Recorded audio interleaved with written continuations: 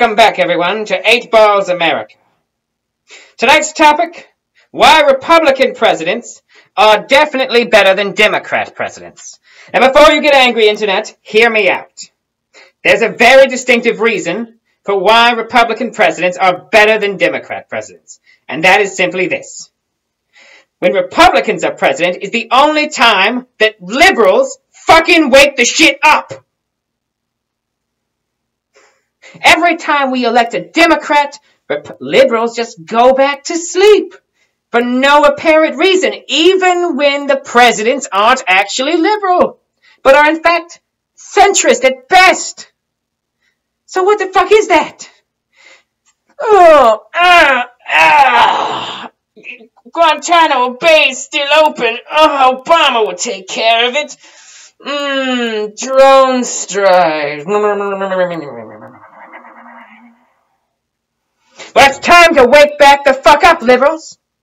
Donald Trump is here, and guess what? Donald Trump's job at becoming a total fascist dictator is made all the easier by the fact that you were quiet during the Obama administration. You didn't say anything about the NSA then, you didn't say anything about Guantanamo Bay, and you didn't say anything about all the drone strikes. By the way, now Donald Trump has access to drone strikes. Put that in your brain for a minute. Yeah. So how does this happen? Well, it happens for several very good reasons. And the number one reason being partisanship. The true cancer eating our society is partisanship. Because partisanship in and of itself is just another form of tribalism, designed to disguise things into a more generalized black and white category, to keep us always imprisoned. And see, that's the problem right there. Fun fact, everyone. We always hear about how Pepsi and Coke are having these blind taste tests where either Coke will win or Pepsi will win the blind taste test.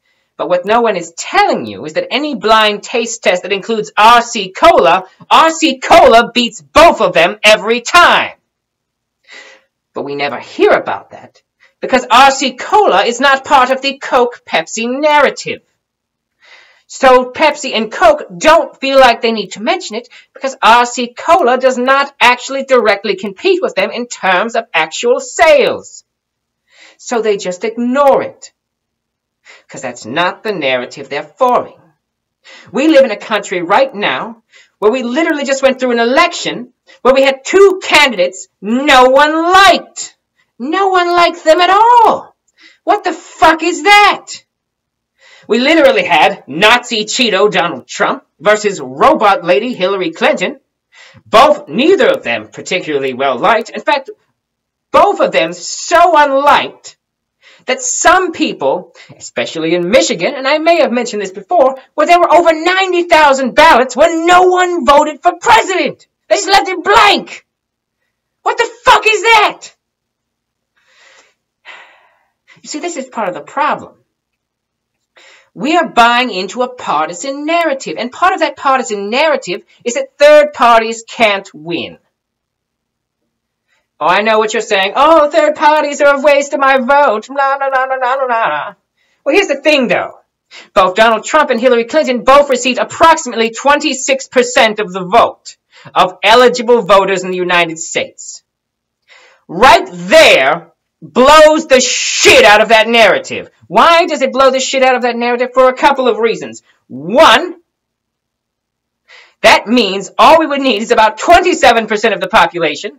And yes, I know the Electoral College makes it more complicated than that, but only need about 27% of the population to vote third party. And a third party could actually hypothetically win. And as they took states, it would actually change the math of the delegates. Do you understand what I'm saying here? So we're being deliberately manipulated into choosing from the lesser of two evils every time. Now, don't get me wrong. Johnson and Stein, not the greatest choices ever. Now, obviously, look at me. I clearly voted for Vermin Supreme, but enough of that.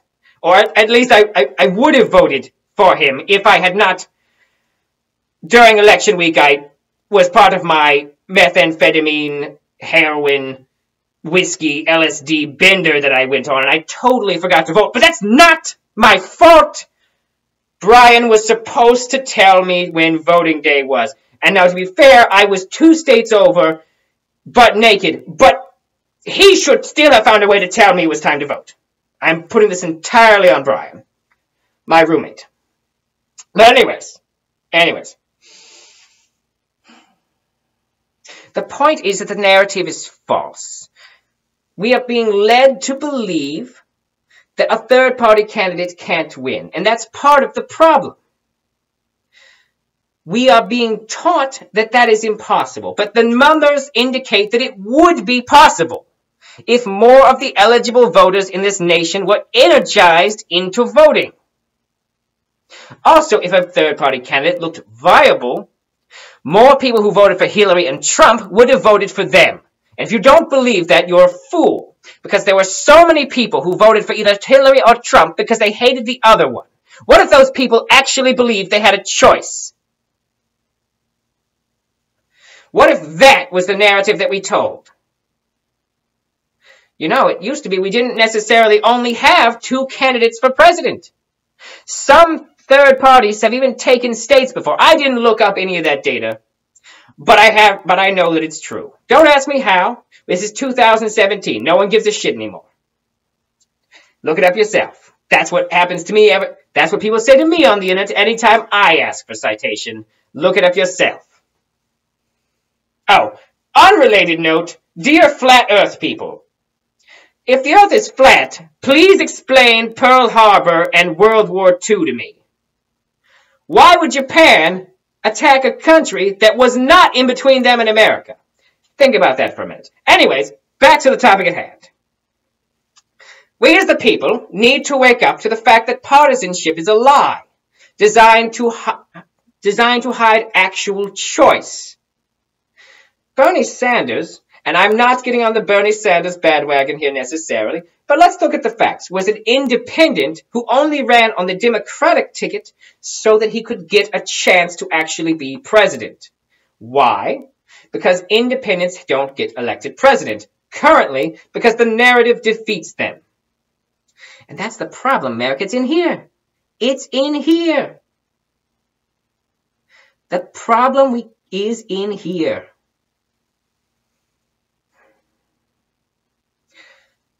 So like I was saying, Republican presidents are better than Democratic presidents because right now, liberals are actually giving a shit.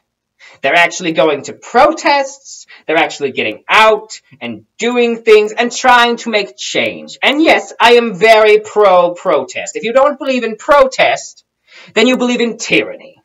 And that's just flat out the truth.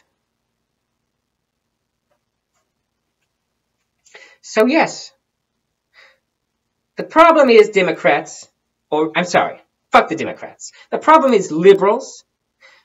When Donald Trump burns this country to the ground, which he probably will, and a Democrat is elected in his place, don't go back to sleep. Don't do it. I need you to stay awake during that period. And Republicans, stop taking whatever, and conservatives, please stop taking whatever the Republican Party gives you directly up your own assholes.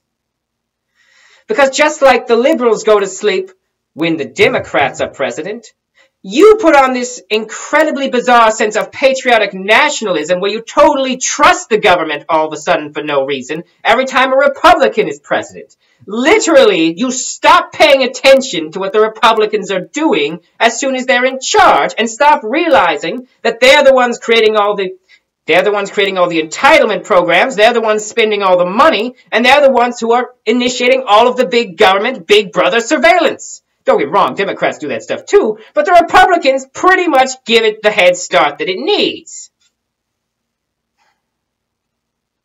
We all need to wake up to this and realize we're being sold a bill of goods. And that bill of goods, and the goods included in that bill, is pretty much rotten bananas. Can you think of anything worse than rotten bananas? Nope, can't do it. Okay, anyways, that's enough of my rant for today. Oh, one other thing. Jeff Sessions may or may not be a pedophile. What do you mean I can't say that? Well, no, I don't have any statistical proof that Jeff Sessions is a pedophile, but he's a terrible human being. It's libel. Sure, it's not slander. No, I don't know what the difference is between libel and slander. Okay, fine. Jeff Sessions is a racist. Are you there? Are you happy? It's not quite as bad as a pedophile, but we'll go with racist. He is racist? Can we prove that? I made that joke about the Klan? Yeah, no, that's pretty fucking racist. Fine, Jeff Sessions is a racist. There. My producer didn't like the pedophile thing, but we'll go with racist. It's not as fun. I mean, it's not as fun to call Jeff Sessions. It's not as fun to call Jeff Sessions a racist as it would be to call him a pedophile. But we'll go with racist. Fine, because we at least can prove that one. Oh, what? Oh yes. Also, my producer would like me to encourage you to subscribe to the channel. He says it's important that we get viewers and whatnot, etc., etc. Step 1, get viewers. Step 2, and then step 3 is profit or something. I don't know. Point is, we need viewers. So please subscribe. I tell you what. If we get 100,000 subscribers, I will personally post the video I have of me banging my roommate's mom on 4chan. What do you mean you don't want me to do that? Don't listen to my producer. If we get 100,000 subscribers, I will definitely post the video of me banging Brian's mom on 4chan. You are no fun at all. All right, everyone. 8-ball out. Remember, this is America, and everyone else can suck our dicks.